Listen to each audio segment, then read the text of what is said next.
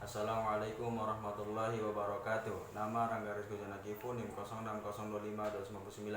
Prodi Pendidikan Agama Islam kelas B angkatan 2020. Alhamdulillah, pada kesempatan ini saya akan membahas tentang hadis hasan. Pada pertama yaitu tentang pengertian hadis hasan. Dalam bahasa Arab, kata al-hasan adalah sifat musyabbahah dari kata al-husnu yang artinya keindahan. Secara istilah, hadis hasan berada di pertengahan antara hadis sahih dan hadis dhaif. Hadis hasan adalah hadis yang bersambung sanadnya dari permulaan sampai akhir, yang diriwayatkan oleh orang-orang yang adil, kurangnya dhabit, tidak ada syadz atau ilat yang berat di dalamnya. Selanjutnya, pembagian hadis hasan. Hadis hasan terbagi menjadi dua, yaitu hasan li dzatihi dan hasan li ghairihi. Hadis hasan li dzatihi adalah hadis yang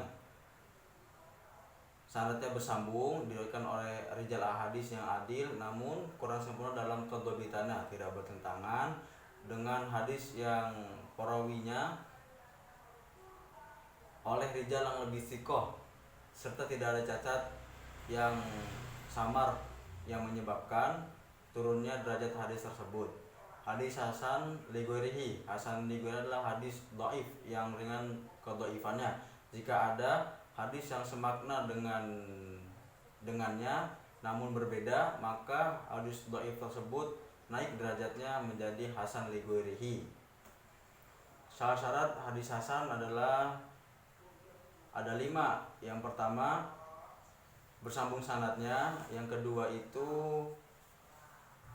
diriwayatkan oleh rawi yang adil.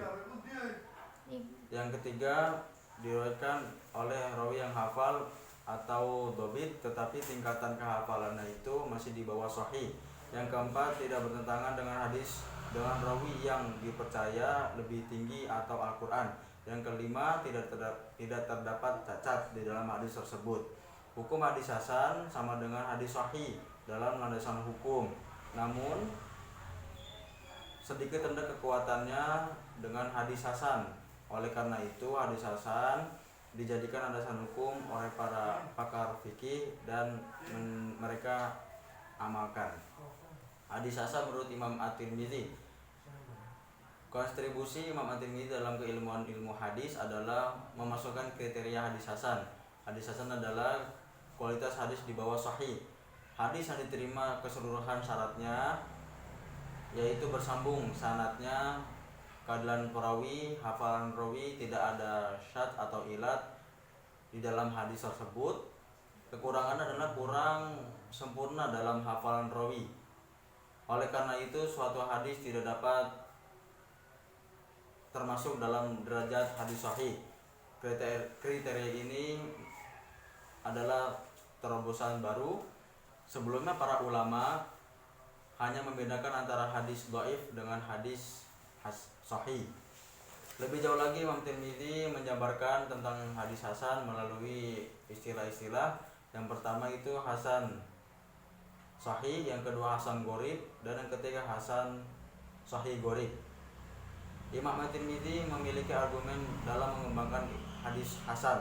Menurutnya, hadis yang tidak sampai pada hadis hasan masih sering dijadikan hujah atau dasar argumen dalam beragama. Dalam kualitas hadis tersebut tidak sampai pada dhaif matruk, melainkan masih dalam kategori dhaif laisa bihi matruk. Selanjutnya, sumber-sumber hadis hasan. Hadis hasan ini tidak seperti hadis sahih. Hadis hasan ini tidak dibukukan secara khusus seperti hadis sahih yang dibukukan secara khusus. Namun ada beberapa buku atau kitab yang memuat hadis hasan di dalamnya, antaranya yang pertama kitab Jami' At-Tirmidzi yang terkenal dengan nama Sunan At-Tirmidzi, yang kedua Sunan Abu Daud, dan yang ketiga itu Sunan Ad-Daruquti. Itulah kitab yang memuat hadis hasan di dalamnya.